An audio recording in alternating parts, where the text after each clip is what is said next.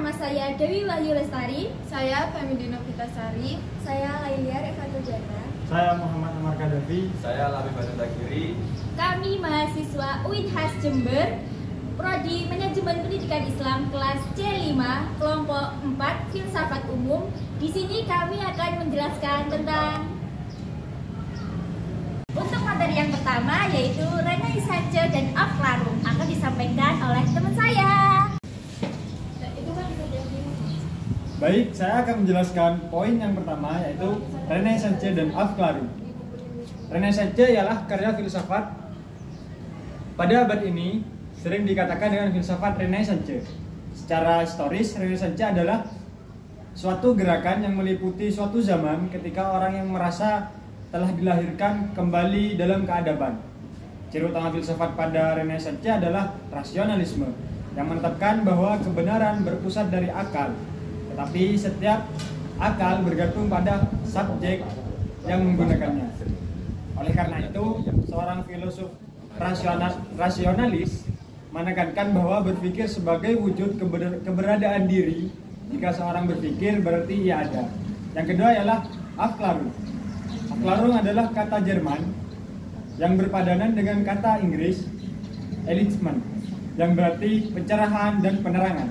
Aufklärung adalah suatu masa gerakan besar di Eropa yang terjadi pada abad ke-18 yang memberikan kedudukan luas. Yang kedua ialah Aufklärung. Aufklärung adalah kata Jerman yang berpadanan dengan kata Inggris Enlightenment, yang berarti pencerahan, penerangan. Aufklärung adalah suatu masa gerakan besar di Eropa yang terjadi pada abad ke-18 Masehi yang memberikan kedudukan luar biasa terhadap akal dan budi manusia. Pemikiran untuk mengandalkan ilmu pengetahuan agar dapat memecahkan masalah kehidupan merupakan latar belakang dari Aufklärung di Inggris. Agar manusia dapat menyelesaikan masalah dalam kehidupannya, mereka harus menguasai ilmu pengetahuan. Tujuan dari Aufklärung atau Enlightenment adalah mencari kebenaran yang berdasarkan pendekatan ilmiah. Aufklärung merupakan suatu periode atau zaman yang merupakan kelanjutan dari zaman Renaissance. Nah, itu tadi penjelasan dari Renaissance dan Aufklärung. Untuk materi yang kedua akan disampaikan oleh teman saya. Baik, saya akan menjelaskan materi yang kedua tentang filsafat modern. Yang pertama ada humanisme. Humanisme yaitu pemikiran filsafat yang menolak hal-hal supranatural, bersandar pada kemampuan akal dan ilmu pengetahuan, demokrasi, dan kasih sayang pada manusia. Yang kedua ada Niccolo Machiavelli, seorang filsafat abad modern yang cukup dikenal dalam ilmu politik, termasuk filsafat politik. Machiavelli hidup pada zaman Renaissance. Filsafat modern yang keempat, Auguste Comte Positivisme, merupakan seorang filsuf Prancis dikenal sebagai salah satu pendiri positivisme, sebuah aliran pemikiran dalam filsafat yang menekankan pentingnya metode kimia dan pengamatan empiris dalam memahami dunia. Selanjutnya akan dijelaskan oleh teman saya. Baik, materi yang nomor 5 adalah Charles Darwin. Teori evolusi Darwin telah memengaruhi filsafat dan pemikiran ilmiah. Misalnya, teori ini memunculkan pertanyaan-pertanyaan tentang etika, agama, dan epistemologi, pengetahuan dan keyakinan. Beberapa filsuf modern seperti Thomas Huxley menggambarkan dampak teori evolusi ini dalam konteks filsafat. Nomor 6, Sigmund Freud, psikoanalisis. Seorang psikoanalisis terkenal pada awal abad ke-20 memiliki dampak yang signifikan pada perkembangan filsafat modern, terutama dalam pemahaman tentang psikologi dan pemikiran manusia.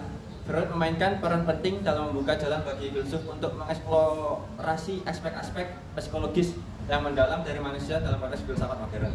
Ketujuh yaitu William James. William James merupakan seorang filsuf dan psikolog dari Amerika yang memainkan peran penting dalam perkembangan aliran pemikiran yang dikenal sebagai pragmatisme.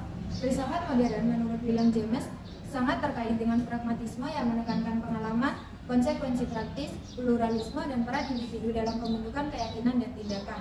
Pragmatisme merupakan salah satu aliran penting dalam filsafat Amerika dan terus memiliki pengaruh signifikan hingga hari ini. Selanjutnya yaitu Karl Marx, materialisme. Karl Marx merupakan seorang filsuf, ekonom, dan pemikir politik yang memainkan peran sentral dalam pengembangan teori materialisme sejarah.